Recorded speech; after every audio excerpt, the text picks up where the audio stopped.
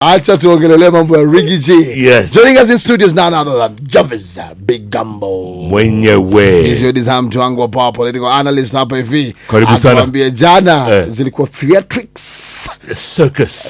Circus. Of the absurd. Of the absurd. Ama it was a calculated move. Oh. It's your design. Well, thank you so much. It's my virgin appearance here. And I'm happy to be here. Yesterday was a day of history. I think, in fact, when historians will gather under the canopy of the events that happened yesterday, they'll choose to say that yesterday was a day so golden in the history of this country. Because, Jeff and Degunza, let me tell you, after 2 days of the entire country and the region and the world savoring the whole majesty of the display of legal drama, orations, perorations, curtains fell on Rigathi Gachagua. Those were not ordinary curtains. They were iron curtains. And Ricky G was supposed to appear in the afternoon. And then to fashionably. To face the fire. Yeah. Fashionably. On the 11th hour. What happened? He checked himself. The closest hospital to Parliament would be Nairobi Hospital. Aga Khan, MP Shah. Pick one. Yeah. He went all the way to Karen. Possibly he feared cross-examination and desired to have close examination by the doctors. And I don't know which one he desired most, but of course we know the latter. And he went by it. His whole team walked out. In protest. Of course, after Senate elected to carry on with the sitting and conclude the business.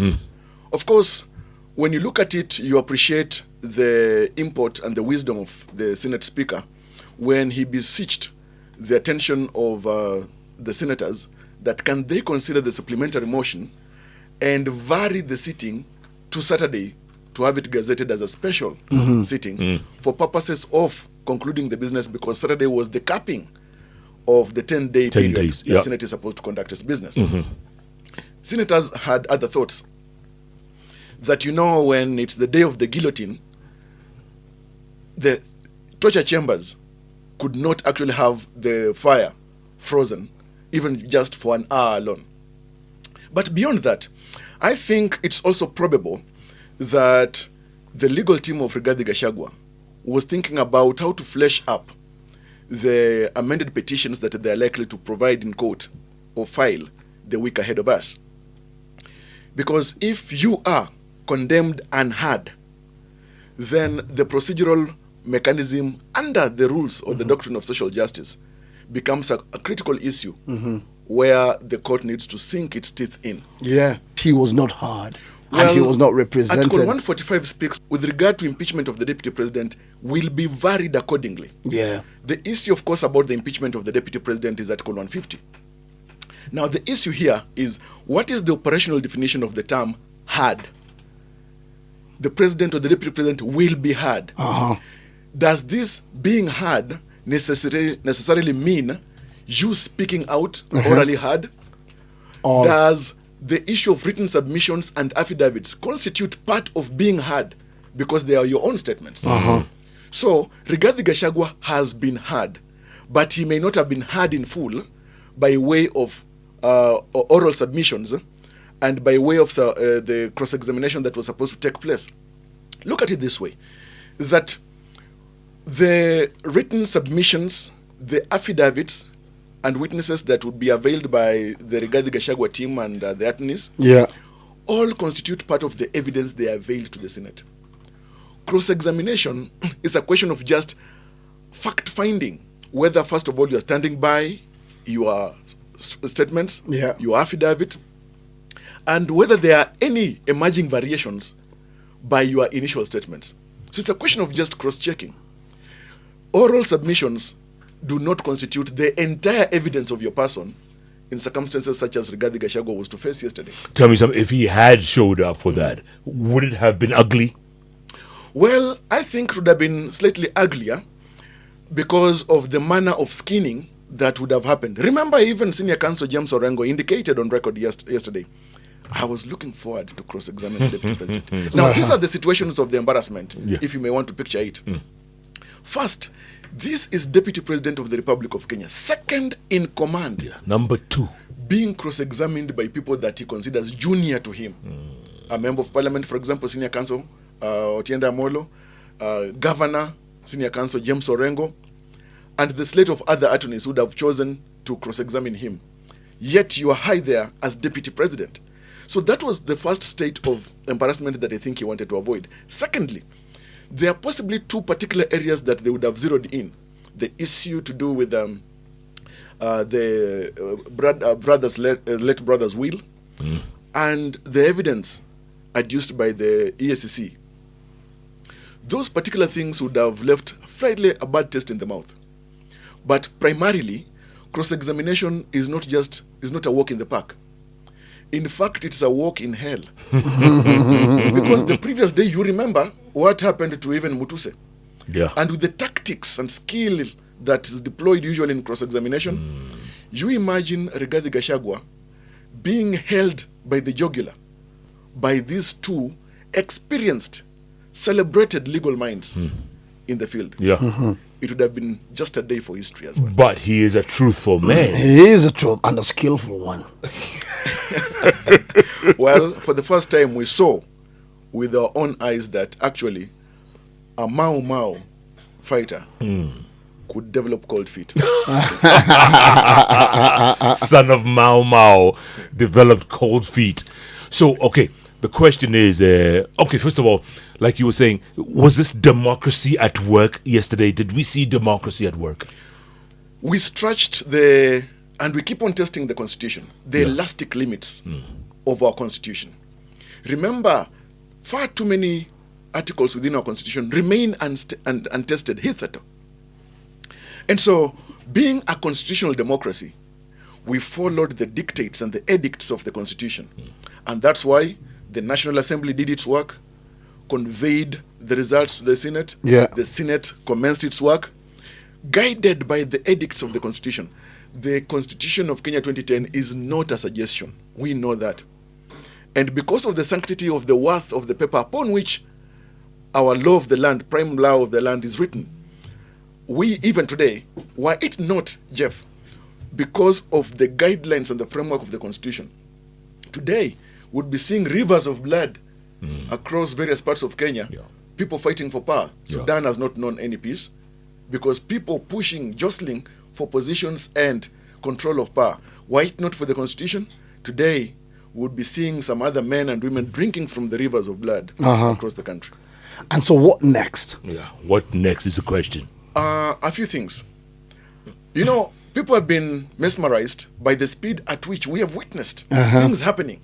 Speed that is tremendous. I think President William Ruto has elected that since the Gen Z fire, he is going to work with meteoric speed.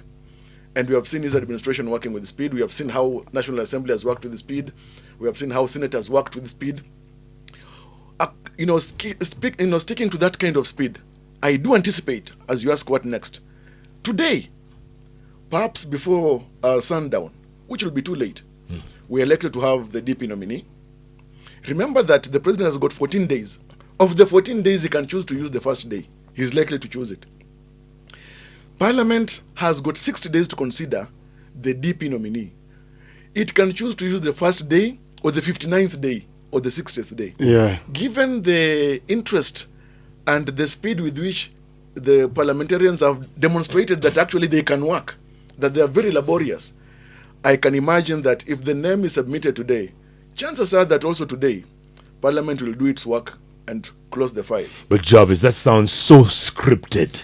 And it's you so see, choreographed. and even the speed that you're referring to, we hope the momentum is going to be upheld when it comes to other issues. Come on, you nominates today. You appoint him. He's inaugurated tomorrow. Sunday's Mashujaa Day. Come on, system. Who are you fooling? System. Who's fooling whom?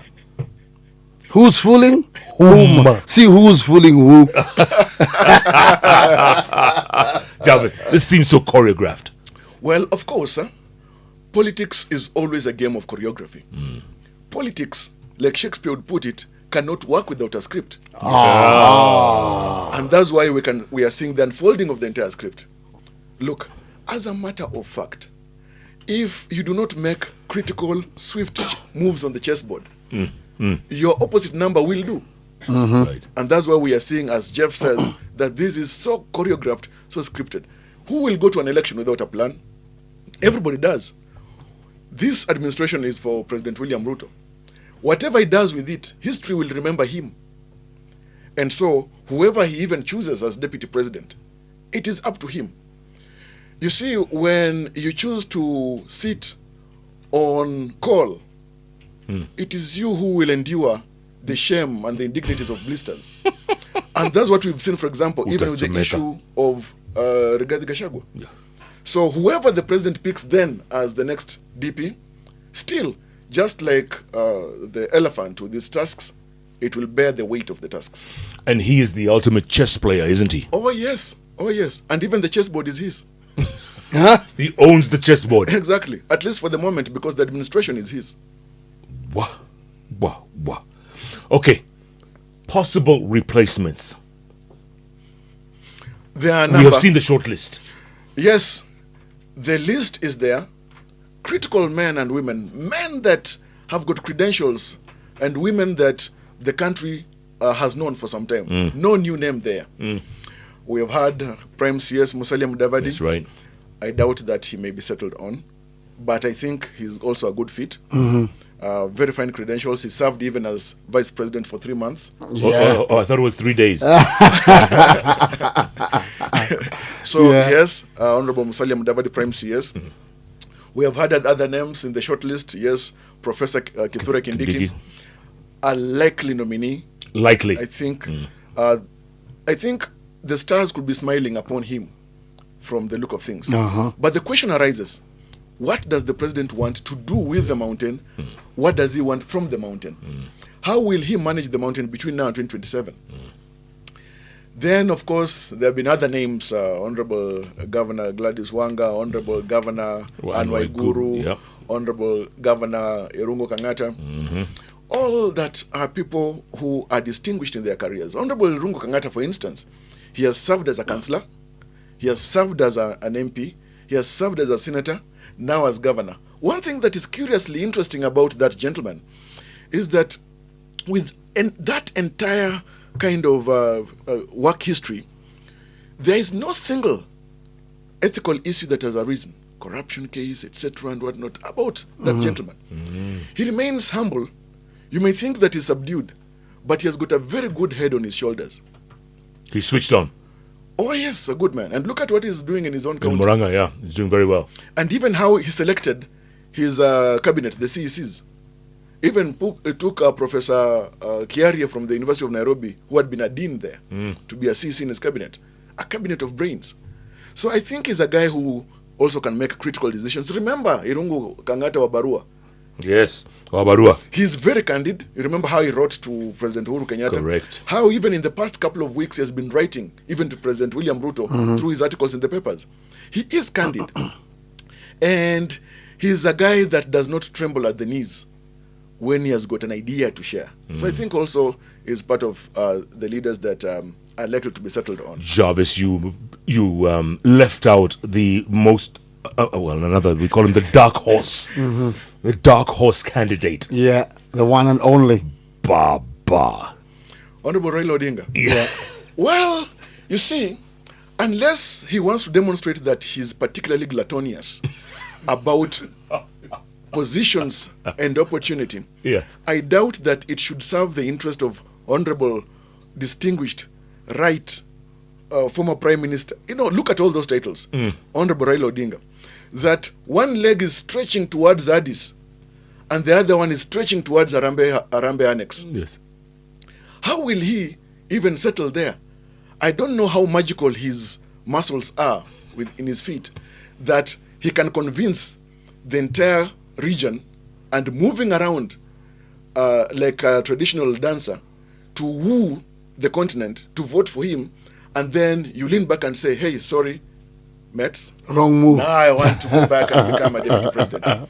That is not a chess player. No, people will think that he's dead from the neck upwards. It will not be a very good move. So he could be a good partner for William Ruto for purposes of managing the politics right now.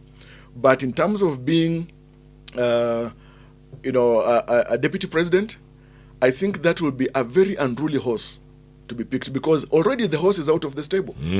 So I think it may not be, even in the interest of William Ruto, the president of Kenya, to pick Raila Odinga as deputy president now. Remember, does it mean that President William Ruto ran for office, won the mandate of the people to submit the entire government to Raila Odinga? Because when you look at the bottom-up economic transformation agenda and how it will be and must be implemented, the critical ministry responsible for that, right now, he has handed them to Baba. All of them. Yeah. They have been given to Baba. Yeah. Then you give him DP again. Does it mean you are just running for purposes of giving the platform to Baba? I doubt President William Ruto has worked hard all his life to go into high office so that he can give the platform to somebody else.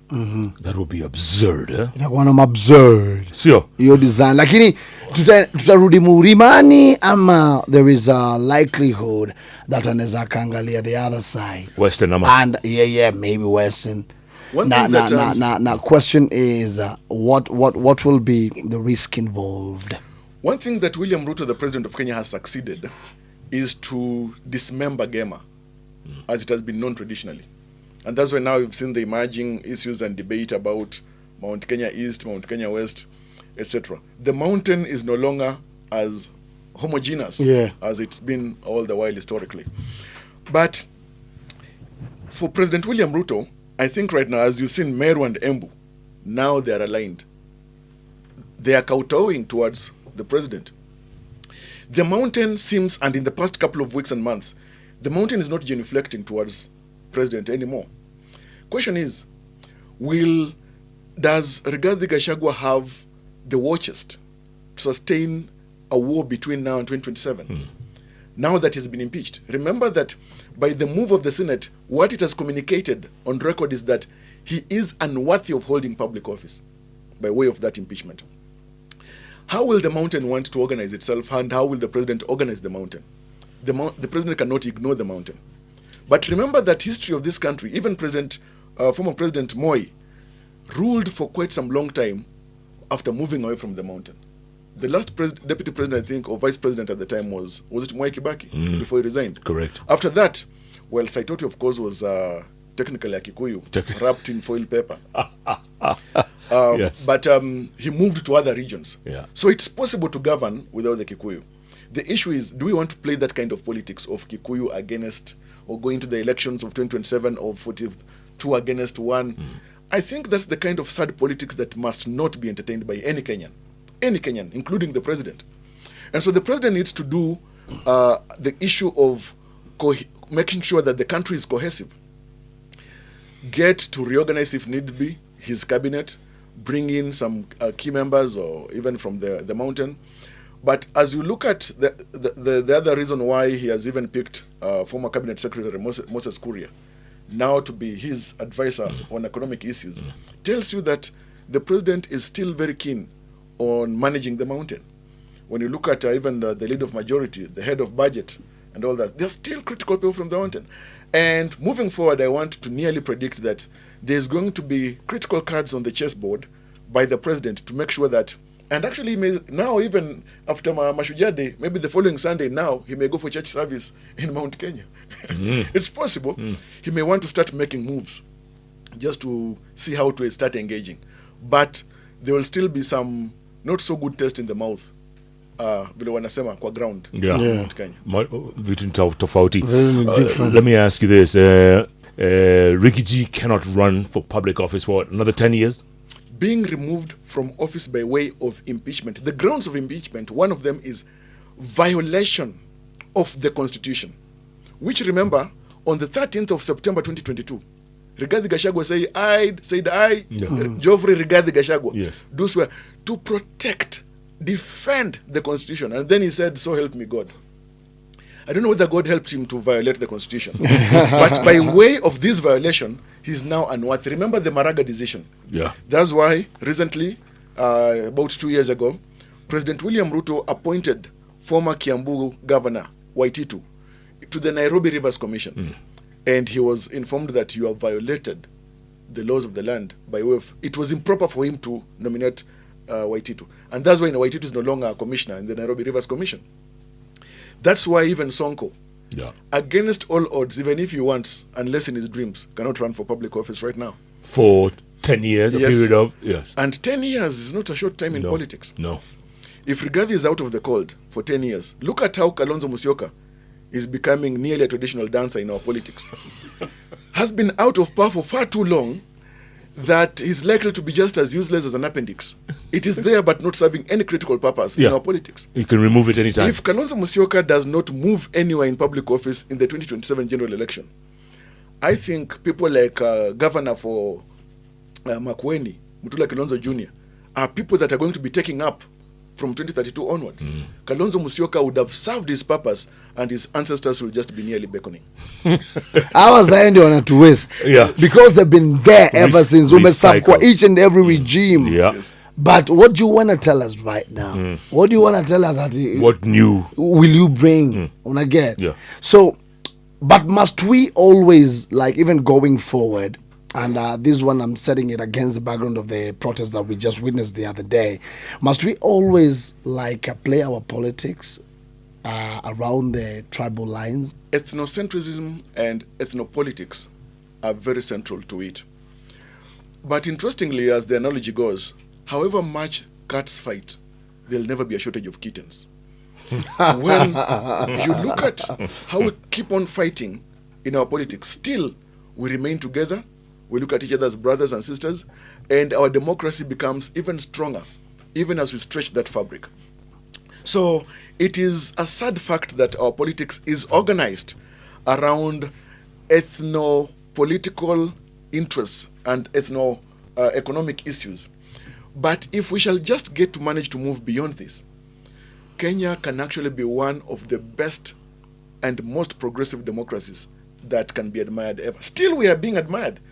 For the Despite our for the challenges. past 2 days, the entire East African region has not been sleeping. Watching, being glued. 2017, when the Supreme Court under Maraga overturned the election of Uhuru Kenyatta. Yeah.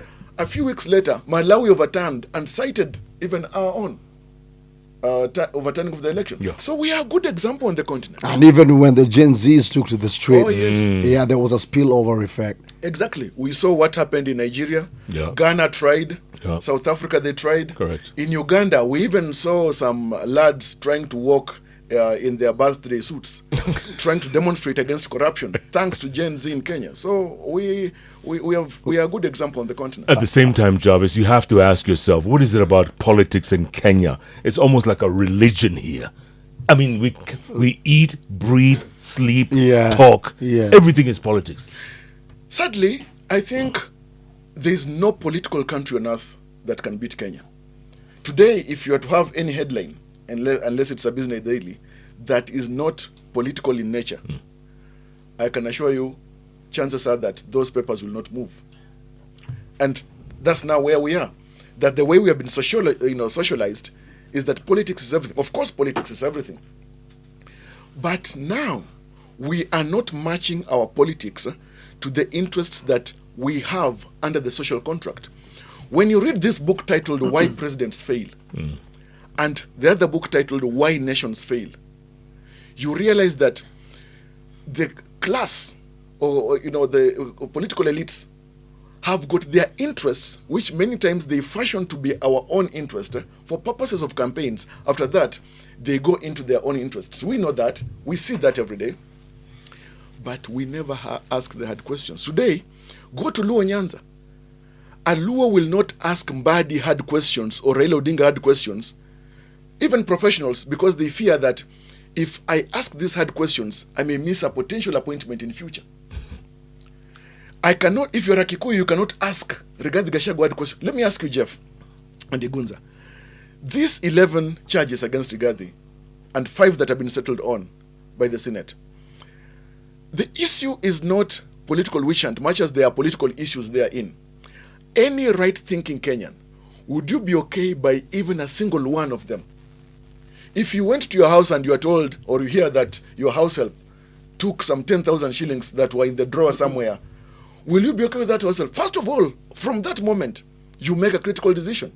Why should we be okay by any public servant who dips their fingers or hands in the cookie jar and we say, no, it's okay. This can be forgiven. This can be sanitized. These issues of political detergents and deodorants that are used to humor some political leaders, and as you say, Gunza, for ethnic-based or ethnocentric interests, is not helping this country. It has not helped this country since independence. It has not. And when you look at even in Madeira last night, there were young men who came out to the streets after the Senate made a decision, wanting to protest. Why? Our son. Mtu wetu. Yeah, mtu wetu. What even the late Ken Walibora in one of his playbooks wrote titled Mbaya wetu. Hata kama ni mbaya, Ni wetu. mbaya tuachie sisi ni mbaya wetu. Hata mwizi. Yes. So, are we okay with that kind of politics? That we want a constitution, we want good laws, but when those laws are being effected, we frown at the even institutions that are doing this in the name of witch hunt. Let me give an example. Kio Mtata, a man who not even a single toilet, public toilet, has been named after him. And yet, nobody has fought up the ranks of Okiya Mtata when it comes to public interest and accountability. The other day, there is a young man who is still wet behind the ears called Morara Kebaso. And I saw one of his tweets complaining that when I was apprehended, only about 25 people showed up. Where are all these people? I expected you to show up. Come on, are you doing us a favor? Accountability should be a personal thing, starting from everyone, every Kenyan. And that's why even the Katiba says, everyone has a duty to defend this constitution. So, Morara Kebaso should not imagine, for example, that he should be celebrated, and when he's passing, like the Son of Man is written in the scripture, women and men should come and lay lessons on the road for him to pass and contribute for him. Somebody like Okiya Mtata has done what even institutions in this country have failed to do. So, I think it is possible for us to have credible and great leaders. Look at somebody like Otiende Amolo. Look at the work that he's doing, even in his own constituency, saying that beyond the issue of the CDF, NGCDF, he wants to ensure that there is no grass-thatched house in his constituency. So when you look at these kinds of leaders, you realize that comparatively, looking at other leaders, and Jeff, and Igunza, there are some members of the National Assembly who have never opened their mouths except when they're taking tea or brushing their teeth. 8.2 million people didn't vote in 2022. Yes. 8.2. How will those be convinced to change this game? A number of reasons. First of all, appreciating Article 38 of the Constitution. Political rights are enshrined there, and that everybody must execute those rights. It's personal. It's a decision to be made by every person. However, I think when they start realizing that if you fail to vote, still public officers or state officers will be occupied by way of those who will have won because of those who participated. And if you come out to vote, you may make a difference. Good or bad, at least you'll have made a difference. Then they may start seeing the point. The other thing, I think when people realize that it's easy to be taken for granted when you cannot stand up, when you cannot grow a backbone. Actually, I will tell you that the 8.6 million people who did not vote do not have a backbone. They need to grow a backbone. Because for how long will they shut up? And we are not even just in this country. We should call out everybody who's not voted. The same way I've continued to call out even IEBC. Look, Jeff, when we say that everybody has got their political rights, freedom and right to vote, and make a vote independently. Jeff, do you know that since the advent of this constitution in 2010, the people who are blind never vote independently, they are assisted to vote. Yeah. Can I ask you, how much will it take to have ballot papers in Braille so that somebody who is visually impaired can go and choose a president for themselves without assistance? These choices and decisions are things that we can make. Yeah. So people can wake up in the morning and go vote for governor, senator, president, etc. But it must make sense. There are things that the political class also is letting us down. Look at Political Parties Amendment Act 2022. Section 3 provides that every political party must have an ideology, a statement of ideology. From the time that act was assented to by President Uhuru Kenyatta, as he then was, how many political parties have a statement of ideology? I don't know whether you belong to a political party.